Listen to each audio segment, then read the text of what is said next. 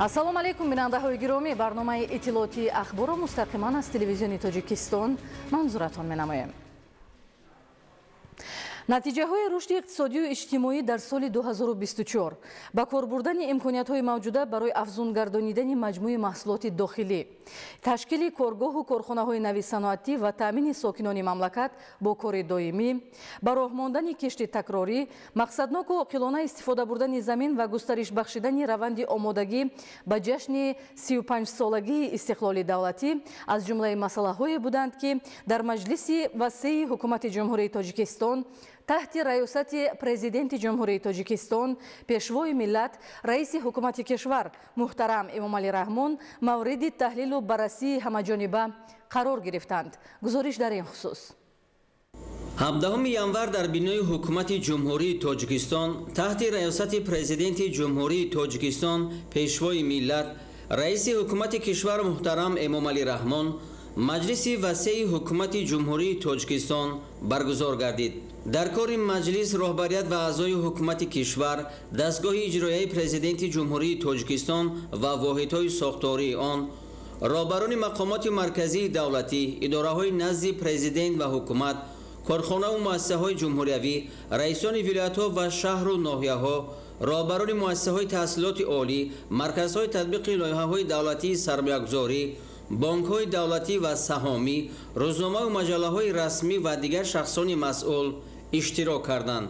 дар маҷлиси васеи ҳукумати ҷумҳурии Тоҷикистон натиҷаҳои рушди иҷтимоию иқтисодии кишвар дар соли 2024 муфассал баррасӣ гардида, вазифаҳои асосӣ барои соли 2025 муайян карда шуд.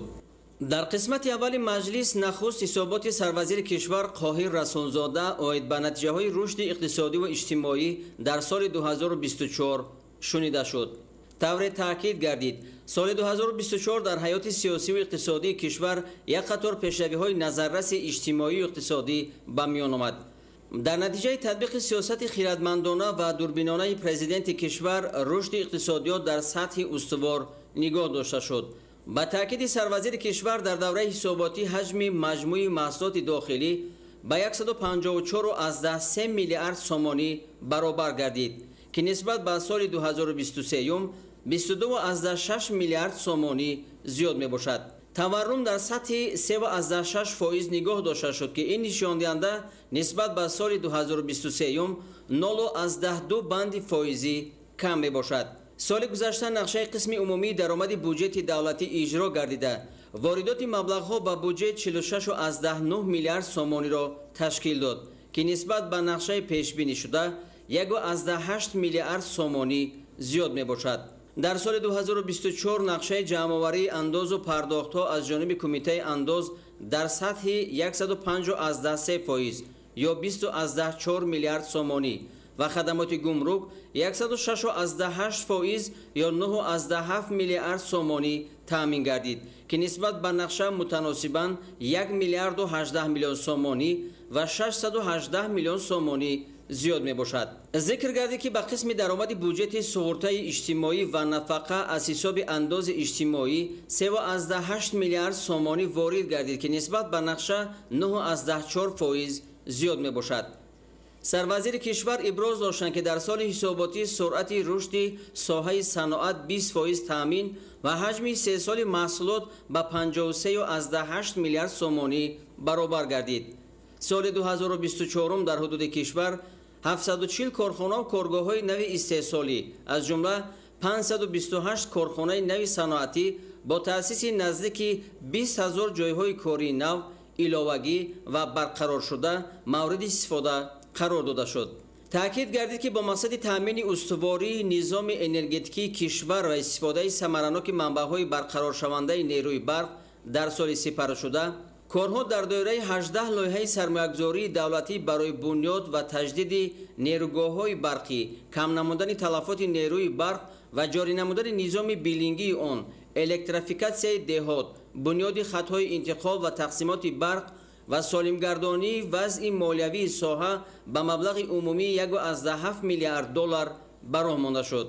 соли ҳисоботӣ ҳаҷми истеҳсоли маҳсулоти кишоварзӣ ба 74 миллиард сомонӣ расонда шуда, суръати афзоиши он ба 10,6%, از جمله رستنی پروری 13.4% و چرواداری 4.9% برابر گردید. با مقصد دستگیری صاحبکاری و بهسازی فضای سرمایه‌گذاری طی سال‌های اخیر از جانب حکومت کشور با راه پیشنهاد نمودن امتیازهای اندازی و گمرکی در سمت رشد استحصالات داخلی یک قطار تدبیرها اندیشیده شد.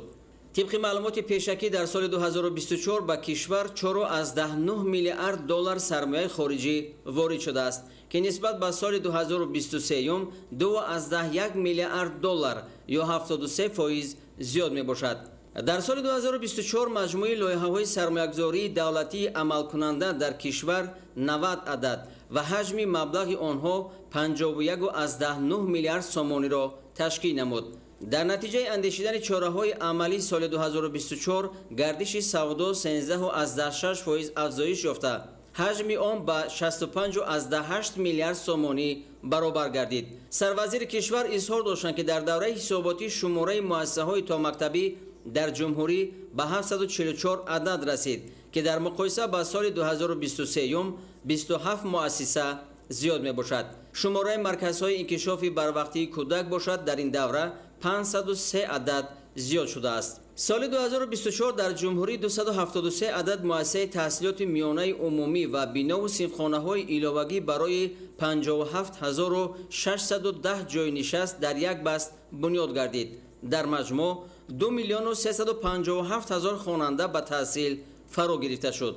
سال حساباتی در جمهوری 65 مؤسسه تحصیلات ابتدایی کسبی فعالیت نمود که در آنها از روی 14 سمت و 135 اختصاص 23500 نفر خواننده به تحصیل فرا گرفته شدند. تأکید گردید که با مقصد رشد ساحه تندرستی و سری وقت برطرف نمودن مشکلات موجوده، سال 2024 از حساب بودجه دولتی برای رشد ساحه 3.7 میلیارد سومانی روانه کرده شد که نسبت به سال 2023 12.6% زیاد می باشد. گفته شد که در سیاست دولت تاجیکستان تنظیم مناسبت‌های مهنتی، رشد بازار مهنت و با شغل تامین نمودن اهالی موقع اساسی دارد. دوام سال 2024 با مساعدت مقامات دولتی شغل اهالی از جمله توسط یارمارکه‌های جای‌های کاری خالی 22,500 نفر به نمودهای گوناگون شغل تامین گردیدند. در سال 2024 از حساب همه سرچشمه‌ها 247,000 جای‌های کاری نو تأسیس شد که از این 74,000 دائمی می باشد. طور ذکر شد پیشروی‌ها در سمت رشد سیاحی، ترغیب و تشویق و رواج دادن هنرهای مردمی به نظر می رسد. از جمله گفته شد که در سال 2024 1.4 میلیون سیاح به تاجیکستان تشریف آوردند. تأکید گردید که در این دوره در سمت برگزاری چاره‌بینی‌های فرهنگی و عاموی و معرفتی فعالیت ساختارهای دولتی تقویت داده شد. بخصوص برگزاری برنامه فرهنگی بخشیده به بزرگداشت مولانا جلال‌الدین بلخی در قرارگاه یونسکو، اینچنین به فهرست میراث غیرمادی بشریت وارد گردیدن جشن مهرگان و صنعت ساخت و نواختن رباب از قبیل رویدادهای مهم به حساب می روند. در ادامه مجلس وسیع حکومت کشور حسابات وزیر مالیه فیض‌الدین قهارزاده، وزیر رشد اقتصاد و سودا ذوقی ذوقی‌زاده، رئیس کمیته انداز نصرت الله دولتزاده، سردار خدمات گمرک خورشید کریمزاده و دیرکتور اگنتی سقورته اجتماعی و نفقه دلمراد دولتزاده شنیده شد. سرور دولت محترم امام علی رحمان به راهبران وزارت و اداره‌های سمت اقتصاد و مالیه در پی حساباتشان دایر به دریافت سرچشمه‌های نوی درآمد به بودجه دولتی سپارش‌های مشخص دادند. دایر به فعالیت مقامات نظارتی و سنجشی در سمت پیشگیری جنایت و جنایتکاری، برطرف‌سازی قانونشکنی‌ها در ساحه‌های اقتصادی و اجتماعی و رعایت حتمی قانون‌های عمل کننده کشور، پروکورور گنرالی جمهوری تاجیکستان یوسف رحمان، دیرکتور اگنتی نظارت دولتی مالیوی و مبارزه با کروپسیا سلیمان سلطانزاده و رئیس پالاتای حساب قراخان چیلازاده حساب دادند. در ادامه مجلس رئیس کمیته دولتی سرمایه‌گذاری و اداره اموال دولتی سلطان رحیمزاده، رئیس بانک ملی تاجیکستان فردوس طالبزاده، رئیس بانک دولتی امانتگذاری امانت بانک علی جان سلیمزاده، وزیر صنعت و تکنولوژی‌های نو شیرعلی کبیر، وزیر کشاورزی قربان حکیمزاده، وزیر انرژتیک و ذخیره‌های آب далер ҷумъа оид бар рафти иҷрои супоришҳои ҳукумати ҷумҳурии Тоҷикистон ва вазъи рушди соҳаҳо ба сарвари давлат гузориш доданд. ضمن ҳисоботи вазири кишоварзӣ президенти кишвар муҳтарам Эмомалӣ Раҳмон доир ба ривоҷ додани бахши пахтакорӣ ки яке аз манбаъҳои асосии таъмини ашёи хом барои саноати сабук ва ҷойҳои фаромони корӣ барои мардум аст, ба масъулони сатҳи ҷумҳуриявӣ ва маҳаллӣ супоришҳои қатъӣ доданд. ҳамчунин супоришҳои мушаххас доир ба рушди соҳаи саноат аз ҷумла иҷрои ҳадафҳои солҳои 2022-2026, солҳои рушди саноат, дигар барномаҳои давлатӣ, афзун намудани иқтидорҳои истеҳсоли нерӯи барқ ва кам кардани талафоти барқ дода шуд. дар маҷлиси васеъи ҳукумати ҷумҳурии Тоҷикистон оид ба натиҷаи корҳо дар соли 2024 ҳамчунин ҳисоботи вазири нақлиёт Азим Иброҳим ва раиси кумитаи ҳифзи муҳити зист Баҳодур Шерализода шунида шуд. ба масъулини соҳаҳо супориш дода шуд ки барои суръат бахшидани раванди рақамикунонии соҳаи нақлиёт, роҳандозии инфраструктур барои нақлиёти барқӣ ва паёмадҳои тағйирёбии иқлим, беҳдошти вазъи экологӣ, ҳифзи муҳити зист ва дигар масъалаҳои марбут ба бахшҳо чораҳои бетаъхир андешанд. раиси шаҳри Душанбе муҳтарам Рустами Эмомалӣ зимни суҳбати худ изҳор доштанд ки соли 2024 аз тарафи мақомоти иҷроияи ҳокимияти давлатии шаҳри Душанбе барои амалӣ намудани ҳадафҳои стратегии кишвар ва дар ин замина баландбардоштани некуаҳволии сокинони пойтахт, инчунин ба марҳалаи нави рушд ворид намудани шаҳри Душанбе як қатор иқдомоти созанда амалӣ гардид. соли 2024 маҷмӯи маҳсулоти пойтахт ба 31.3 миллиард сомонӣ расида. суръати афзоиши он нисбат ба соли гузашта 8.3% афзоиш ёфт. ҳиссаи пойтахт дар маҷмӯи маҳсулоти дохилии кишвар 20.4%-ро ташкил кард. корхонаҳои саноатии шаҳри Душанбе дар ин давра ба маблағи 5.2 миллиард сомонӣ маҳсулот истеҳсол карданд ва суръати рушд нисбат ба соли гузашта 25% афзоиш ёфт. ҳаҷми содироти корхонаҳои шаҳр ба хориҷи кишвар ба беш аз 170 миллион сомонӣ расонда шуд. ба таъкиди раиси шаҳри Душанбе муҳтарам Рустами Эмомалӣ соли сипаришуда дар пойтахт 141 коргоҳу корхонаҳои истеҳсолӣ бо беш аз 7600 ҷойи кории нав ба фаъолият шурӯъ намуд. соли 2024 дар соҳаҳои гуногуни иқтисодиву иҷтимоии шаҳр аз ҳисоби ҳамаи манбаъҳо зиёда аз 43 000 ва дар зарфи 8 соли охир беш аз 280 000 ҷойҳои нави корӣ таъсис дода шуд. гуфта шуд ки дар 4 соли фаъолияти фонди дастгирии соҳибкории истеҳсолӣ барои амалисозии 62 лоиҳаи соҳибкорони истеҳсолӣ беш аз 302 миллион сомонӣ қарзҳои имтиёзнок дода шуд ва бо истифода аз қарзҳои додашуда то имрӯз 60 коргоҳу корхонаи истеҳсолӣ бо таъсиси беш аз 2000 ҷойи нави корӣ бунёд ёфт. зикр гардид ки тибқи нақшаи чорабиниҳо ба ифтихори 35-солагии истиқлоли давлатӣ 4337 тадбир амалӣ гардида беш аз 14000 ҷойи кории нав муҳайё карда мешавад. то имрӯз 2464 тадбир аз ҷумла бунёди 37 муассисаи таҳсилоти умумӣ ва томактабӣ, 21 муассисаи тандурустӣ, 56 коргоҳу корхонаи саноатӣ, 44 километр роҳ, 9 иншооти варзиш, 5 меҳмонхона ва иншооти дигар бо таъсиси зиёда аз 8000 ҷойи нави корӣ амалӣ карда шуд. таъкид гардид ки соли 2024 дар корхонаҳои барқу гармидиҳӣ 1.7 миллиард киловатт-соат нерӯи барқ истеҳсол карда шуд ки нисбат ба соли гузашта 31% зиёд мебошад.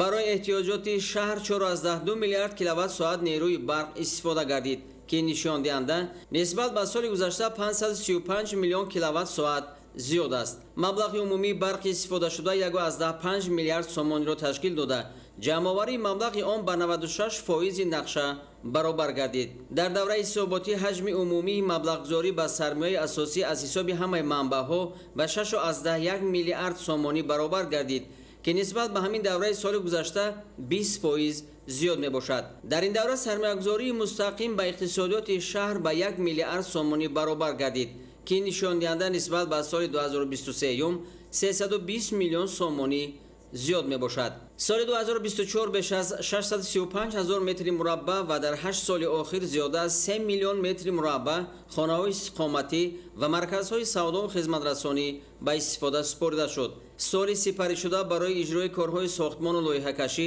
927 миллион сомонӣ маблағҳои буҷетӣ равона гардида, як қатор иншооту инфрасохтори соҳаҳои маорифу тандурустӣ ва шабакаҳои муҳандисӣ ба таври замонавӣ, таҳррезӣ ва навсозӣ гардиданд. давоми соли 2024 аз ҳисоби ҳамаи сарчашмаҳо дар шаҳри Душанбе 32 километр роҳҳо ба маблағи 617 миллион сомонӣ сохтмону навсозӣ шуд. дар зарфи 8 соли охир дар пойтахт 192 километр роҳҳо ба маблағи беш аз 3 миллиард сомонӣ навсозӣ гардид.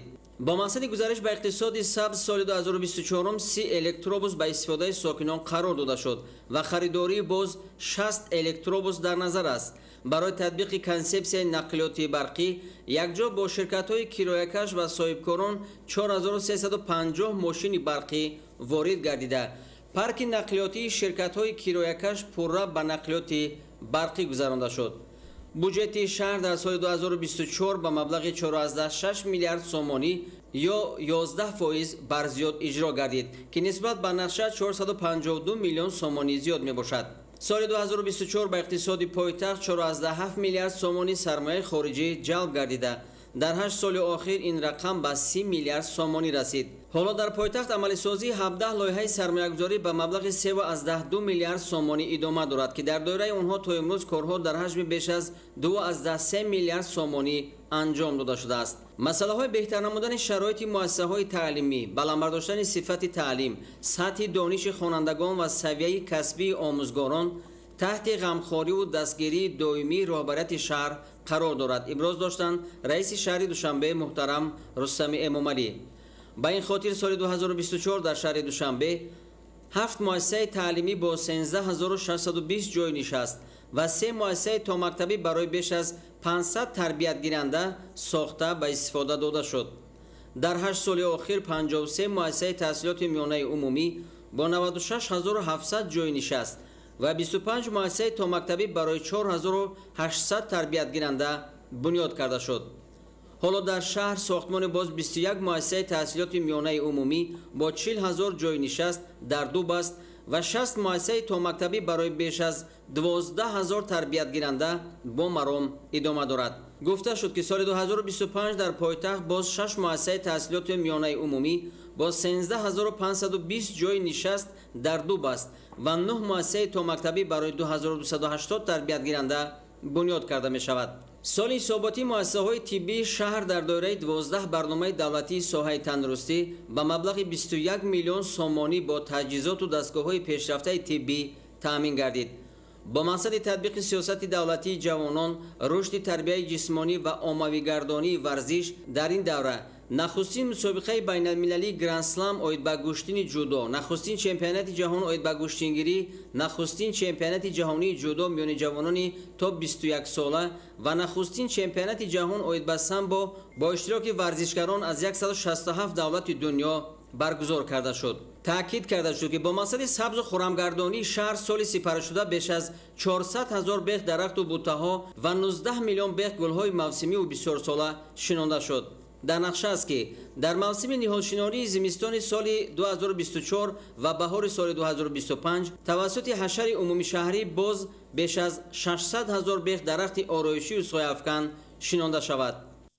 رئیس ولایت مختار کوهستان بدخشان علیشیر میرزان‌آباد، رئیس ولایت سوخت رجب‌بای احمدزاده و رئیس ولایت ختلان دولتعلی سعید دایر به نتیجه‌های رشد اقتصادی و اجتماعی ولایت‌ها و شهر و ناحیه‌ها در سال 2024 حسابات دادند. تاکید شد که در دوره حساباتی اجرای نقشه بودجه محلی ولایت مختار کوهستان بدخشان از روی درآمدهای خودی به اندازه 107.9% اجرا شد. در شهر و ناحیه‌های ولایت به بنیاد کارخانه‌های 3 ساله دقت ضروری داده شده 43 کارگاه صنعتی به استفاده داده شد. در ولایت سود باشد طبق نقشه در سال 2024 166 کارخانه و کارگاه نو با 2060 جای کاری به فعالیت شروع کرد. در این دوره حجم استحصال محصولات صنعتی ولایت به 30 میلیارد سومانی رسانده شد. در ولایت ختلان دوام سال 2024 155 انشاءات ساحه معارف به استفاده داده شد که 58 عدد آن به مبلغ عمومی 90 میلیون سومانی از حساب صاحبکاران محلی بنیاد گردیده است. گفته شد که در دایره نقشه چهاربینی‌ها با افتخار 35 سالگی استقلال دولتی در شهر و ناحیه‌های ولایت ختلون 1663 انشاءات ساخته شد که 134 از 101% نقشه سالانه را تشکیل می‌دهد.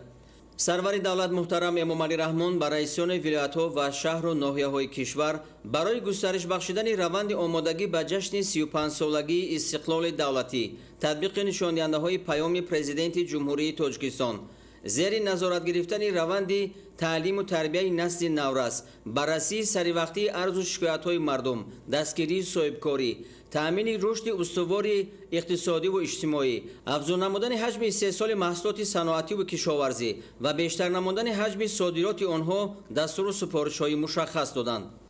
پرزیدنت جمهوری تاجیکستان پیشوای ملت محترم امام علی رحمان در مجلس وسیع حکومت جمهوری تاجیکستان اوید به نتیجه های رشد اقتصادی و اجتماعی کشور در سال 2024 با تحلیل ها سخنرانی نمودند. سرور دولت برای اجرای نشاندهنده های پیام نوبتی پرزیدنت جمهوری تاجیکستان به حکومت کشور، وزارت و اداره ها و مقامات اجرایی محلی حکومت دولتی سپارش دادند که تمام کوشش خود را بهر اجرای سریوقتی و صفتناک وظیفه ها و دستور و سپارش ها سفربر نمایند. رهبر دولت محترم امام علی رحمان حکومت کشور، وزارت و اداره ها و مقامات اجرایی محلی حکومت دولتی را وظیفه‌دار نمودند که فعالیت خود را وسعت بخشیده طبق سپارش قبلی سرعت رشد اقتصاد کشور را در سال 2025 در سطح نکم از 8% تأمین نمایند. سپارش داده شد که در این جهت خصوصاً با مسئله های تشکل اقتصاد سبز، سرعت بخشیدن روند رقم کنونی ساحه های اقتصاد ملی و وسعت دادن حساب برابرکنی های غیر نقدی دقت اولین درجه داده شود. پرزیدنت کشور استفاده ثمرناک اقتدارهای موجوده، تشکیل کارخانه‌های نوی استحصال محصولات رقابتناک با ارزش بلند علاوه شده، تقویت اقتدار صادراتی کشور، تأسیس جایهای نوی کاری و بهتر نمودن صفت خدمت‌رسانی‌های اجتماعی را از جمله مسائل اولین درجه نامیدند. تأکید گردید که در سال 2024 با مقصد اجرای نقشه چاره‌بینی‌های ضد بحرانی حکومت و تطبیق لایحه‌های افزاینده‌ی سرمایه‌گذاری از شریکان رشد بیش از 16 میلیارد سومانی گرانت و قرض‌های امتیازناک جلب کرده شد. ساختارهای مربوطه وظیفه‌دار شدند که اجرای برنامه‌های مشترک اصلاحات را با نهادهای بین‌المللی مالیوی سر وقت تأمین نموده برای ادامه دادن روند جلب مبلغ‌های گرانتی و قرض‌های امتیازناک به ساحه‌های اقتصاد ملی و دستگیری بودجه دولتی چاره‌های عملی اندیشند. با مقصد تامین نمودن بازار استعمالی و کاهش دادن وابستگی بازار داخلی از مال و محصولات وارداتی، سرور دولت ضرور شمردند که برای افزایش دادن حجم استحصال محصولات صنعتی و کشاورزی و استفاده ثمرناک اقتدارهای موجوده تدبیرهای علاوه‌ای اندیشیده شده معتدل نگاه داشتن نرخ‌ها در سال جاری تامین گردد. رهبر دولت محترم امام علی رحمان آمار محصولات صنعتی غذایی را که از بیرون وارد می شود تحلیل نموده تأکید داشتند که اکثر این محصولات باید در داخل کشور استحصال شود. گفته شد که در سال 2024 با وجود در سطح 104% اجرا گردیدن نقشه درآمد بودجه دولتی در بعضی ناحیه‌های کشور نقشه جمع‌آوری انداز و پرداخت‌ها تامین کرده نشد که اندیشیدن تدبیرهای علاوه‌ای را طلب می‌نماید. از این رو رهبر دولت سپارش دادند که ساختارهای مربوطه برای دریافت ذخیره‌های نوی مالیوی و جلب پوره منبع‌های درآمد به بودجه دولتی، صفتناکی تهیه و اجرای آن، اینچنین باز هم کم کردن بقیه پولی‌های انداز تدبیرهای ضروری را عملی نمایند. پرزیدنت کشور به وزارات و اداره‌های مسئول سپارش دادند که با مقصد حل سریوقتی مسائل اجتماعی اهالی و فراهم آوردن شرایط برای زندگی ارزنده مردم از جمله اقدام بلند برداشتن مزد مهنت کارمندان مقامات حفظ حقوق، خدمتچیان حربی، مقامات حاکمیت و اداره‌کنی دولتی، مؤسسه‌های معارف، علم، تندرستی، ساحه حفظ اجتماعی، نفقه و استیپندی‌ها چاره‌های مشخص اندیشند. در سمت صرفه‌کارانه و مقصدناک استفاده نمودن مبلغ‌های بودجتی، وزارت و اداره‌های مربوطه سپارش گرفتند که کمبودی‌های جای داشته را هر چه زودتر برطرف کرده استفاده ثمرناک مبلغ‌های بودجتی و شفافیت خراجات آن را تأمین سازند. استفاده تکنولوژی‌های رقمی و گزارش بر نظام پوره پرداخت‌های غیر نقدی در فعالیت مقامات دولتی و ساحه‌های مختلف را پرزیدنت کشور طلب قطعی روز نامیدند. تأکید گردید که برای وسعت بخشیدن این روندها در پیام راهبر دولت سالهای 2025-2030 سالهای رشد اقتصادی رقمی و اینوواسیا اعلان کرده شد. به حکومت کشور سپارش داده شد که بهر عملی نمودن این اقدام نقشه مکمل عمل را قبول و تطبیق نمایند. در رابطه با مسئله های حل طلب گزارش به نظام رقمی سرور دولت محترم امامعلی رحمان اندیشیدن یک قطار تدبیرها را ضرور شمردند. از جمله وزارت و اداره ها در مهلت 3 ماه به نظام بین اداروی همگرایی اطلاعاتی به طور حتمی باید پیوست شوند. وزارت و اداره های خدمترسان تا تشکل دادن مخزنها برای انجام دادن روند فعالیت دخلدار از امکانیت نظام های در اگنتی اینوواسیا و تکنولوژی های رقمی تشکل یافته استفاده نمایند و دستگاه اجرایی پرزیدنت و مقامات مرکزی حاکمیت دولتی با مقصد تامین نمودن فعالیت ثمرناک حکومت الکترونی گردش پره الکترونی حجت ها را از 1 ایول سال 2025 بر راه مانند. به ستاد جمهوری سپارش داده شد که باید به مسئله های رقمی کنانی خدمترسانی های دولتی، حساب برابرکنی غیر نقدی و حل مسئله های موجوده چاره های فوری اندیشد. تأکید کرده شد که گرچنده پرداخت های غیر نقدی برای خرید مال و خدمترسانی ها در حجم عمومی پرداخت ها با استفاده از واسطه های الکترونی پرداخت از 6.9% سال 2019 تا 26.2% در سال 2024 رسانده شده است، ولی نتیجه مذکور حال هم قناعت بخش نیست. بنابراین بانک ملی وظیفه‌دار گردید که یکجا با وزارت اداره های دخلدار با مقصد وسعت بخشیدن حساب برابرکنی های غیر نقدی و رشد انفراساختار نظام پرداخت تدبیرهای علاوه‌ای اندیشد. پرزیدنت کشور محترم امامعلی رحمان تاکید نمودند که هرچند در سال 2024 سرمایه مستقیم خارجی به کشور بیش از 4.3 میلیارد سومانی را تشکیل داده، نسبت به سال 2023 39% افزایش یافته است، ولی حجم آن برای قانع گردانیدن طلبات رشد اقتصادی کشور حال هم کافی نیست. با کمیته دولتی سرمایه‌گذاری و اداره اموال دولتی، وزارت و اداره ها و مقامات اجرایی محلی حکومت دولتی سپارش داده شد که جلب سرمایه مستقیم را به مراتب افزایش دهند. ضمن تحلیل وضع ساحه کشاورزی راهبر دولت ابراز داشتند که با وجود پیشروی‌های ساحه در سال 2024 امکانیت‌های موجوده حال هم به طور ضروری استفاده نشده‌اند. در رابطه با این ضرور شمرده شد که برای استفاده ثمرناک زمین‌های کشت، بلند برداشتن حاصلخیزی آنها، تامین نمودن خواجگی‌های کشاورزی با تخمی بلندصفت زراعت‌های کشاورزی به خصوص پخته و غله‌دانگی‌ها و در این زمینه تأسیس دادن جایهای نویکاری و زیاد کردن حجم استحصال محصولات کشاورزی تدبیرهای علاوه‌ای اندیشیده شوند. برای رسیدن به هدف استراتژی صنعت کنونی با سرعت کشور و طلبات برنامه دولتی رشد صادرات برای سالهای 2021-2025 وزارت صنعت و تکنولوژی های نو وظیفه‌دار گردید که یکجا با دیگر وزارت و اداره ها و مقامات اجرایی محلی حکومت دولتی کمبودی های ساحه را اصلاح نموده با استفاده از تمام ذخیره و امکانات ها رشد صنعت را تقویت بخشد.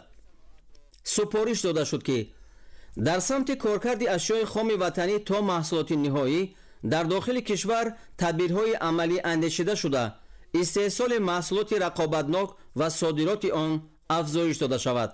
ضمن تحلیل وضع ساحه انرژتیک به خصوص تولید نیروی برق، سرور دولت محترم امامعلی رحمان تاکید نمودند که در سال حساباتی حجم استحصال نیروی برق در کشور 22.4 میلیارد کیلووات ساعت را تشکیل داد که نسبت به سال 2023 567.6 میلیون کیلووات ساعت یا 2.6% زیاد می باشد. ولی در ساحه انرژتیک کشور با وجود سپارش‌های داده شده حال هم یک قطار مشکل‌های حل طلب باقی ماندند که بر روند استحصال و حجم تأمینات برق تأثیر منفی رسانده ایستاده است. از جمله تلفات نیروی برق که تا هنوز در سطح بلند و تشویش‌آور باقی مانده سال 2024 20% را تشکیل داده است و سطح ناپوره جمع‌آوری مبلغ استفاده نیروی برق که در این دوره به 91% رسانده شده است از جمله مشکلات حل طلبی ساحه میباشند. راهبر دولت محترم امامعلی رحمان وابسته به این وزارت و اداره های مربوطه ساحه را وظیفه‌دار نمودند که تطبیق سری وقتی و با صفت лоиҳаҳои кам кардани талафоти нерӯи барқро таъмин намоянд. зарур шумурда шуд ки доир ба ҳар чиз зудтар ҷорӣ намудани низоми билингӣ ба ҳисобгирии пурраи истифодабарандагони нерӯи барқ ва якҷо бо мақомоти иҷроияи маҳаллии ҳокимияти давлатӣ сари вақт ҷамъоварӣ кардани маблағи нерӯи барқ чораҳои қатъӣ андешида шаванд. дар паёми президенти кишвар таъкид гардидааст ки аз моҳи майи соли 2027 аз ҳисоби истеҳсоли нерӯи барқ дар нерӯгоҳи Роғун ва силсилаи нерӯгоҳҳои Дарёи Вахш норасоии нерӯи барқ дар кишвар пурра бартараф ва Тоҷикистон ба истиқлоли комили энергетикӣ ноил мегардад. вобаста ба ин роҳбари давлат ба ҳукумати кишвар ва дигар масъулон супориш доданд ки корҳои сохтмонро суръат бахшанд. сарвари давлат муҳтарам Эмомалӣ Раҳмон зимни таҳлили вазъи соҳаҳои иҷтимоӣ таъкид доштанд ки бо мақсади баландбардоштани сатҳу сифати таълиму тарбия ва амалигардонии ислоҳоти соҳаи маориф дар кишвар стратегияву барномаҳои мухталиф қабул ва амалӣ гардида истодааст. ба вазорату идораҳои дахлдор супориш дода шуд ки барои татбиқи пурра ва сифатноки барномаву стратегияҳои қабулшуда чораҳои саривақтӣ ва қатъӣ андешанд. супоришҳои дигар ба сохторҳои марбута барои баландбардоштани сифати таҳсилот дода шуд. ба вазорати маориф ва илм, кумита оид ба таҳсилоти ибтидоӣ ва миёнаи касбӣ, агентии назорат дар соҳаи маориф ва илм ва дигар вазорату идораҳои дахлдор супориш дода мешавад ки ҷиҳати баландбардоштани сифати таҳсилот чораҳои қатъӣ андешида бо истифода аз таҷрибаи пешқадам механизми муосири арзёбӣ онро таҳия ва роҳандозӣ намояд. вазорати маориф ва илм ва муассисаҳои таҳсилоти олии касбиро зарур аст ки ҷиҳати ҷалби довталабон, тарғибу ташвиқ ва корҳои фаҳмондадиҳиро дар байни хатмкунандагон тақвият бахшад. вобаста ба ин супориши дар паёми роҳбари давлат додашударо бори дигар хотир расон менамоям ки дар 5 соли оянда бо истифода аз ҳамаи сарчашмаҳои маблағдорӣ ва бо дар назардошти ҳадафи гузошташуда дар хусуси фарогирии 50% кӯдакони синни соли томактабӣ бунёди 800 муассисаи таҳсилоти томактабӣ ва беш аз 1000 муассисаи таҳсилоти умумӣ бояд таъмин карда шавад. ин дар зарфи 5 сол. ба нақша мегиред, раисои шаҳраноён ва бунёд мекунед. бояд ягон деҳа маҳалли зист бе муассисаи томактабӣ вуҷуд надошта бошад дар ҳудуди мамлакат. ҳамчунин бори дигар таъкид менамоям ки ҳамаи пешравию пирӯзиҳои ҳар як давлат ва ҷомеаро мактабу маориф ва илму дониш таъмин мекунад.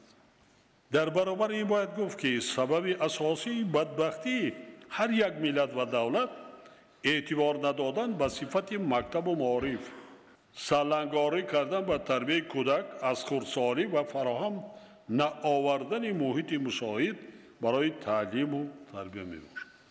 яъне то вақте ки тамоми ҷомеа ба мактаб ва низоми маориф рӯй наоварад, миллат дастнигар, хорзор, таҳқиргашта ва афроди он моил ба ҳама гуна ҷиноятҳои сангину пешгӯинашаванда боқӣ хоҳад монд. аз ин лиҳоз метавон хулоса кард ки сифати давлат на ба шумораи аҳолӣ балки ба сифати аҳолӣ вобаста мебошад.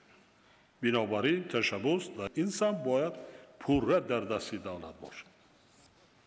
яъне давлат мактабро соҳиб.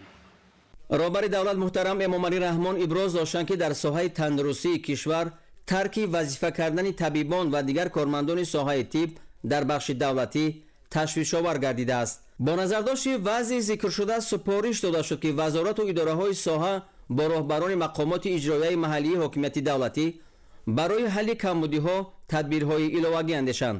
президенти кишвар бо назардошти ҳадафҳои олии давлатдорӣ ва мураккаб боқӣ мондани вазъи ҷаҳон ва минтақа супориш доданд ки дар самти кор бо аҳолии нақшаҳои тасдиқ гардида таъмин шуда баргузор намудани чорабиниҳои сиёсиву фаҳмондадиҳӣ, ҳарбиву ватандӯстӣ, фарҳангиву фароғатӣ ва варзишӣ вусъат дода шавад. سروری دولت از فعالان جامعه و شهروندان رعایت حتمی طلبات قانون‌ها درباره تنظیم عنعنه و جشن و مراسم و درباره مسئولیت پدر و مادر در تعلیم و تربیت کودک را طلب نمودند.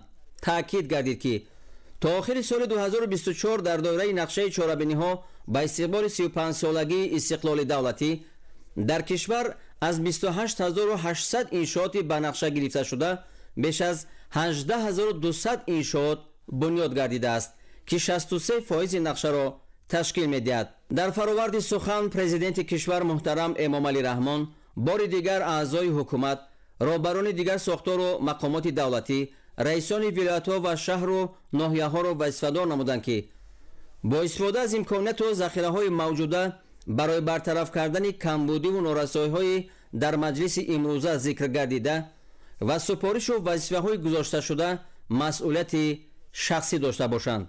ما منفعت ملت و دولت باید از همه منفعت‌های دیگر بالا بگذاریم. از همه منفعت‌های دیگر. آینده تاجیکستان درخشان است. ما با همین باوری کامل داریم که آینده تاجیکستان درخشان است.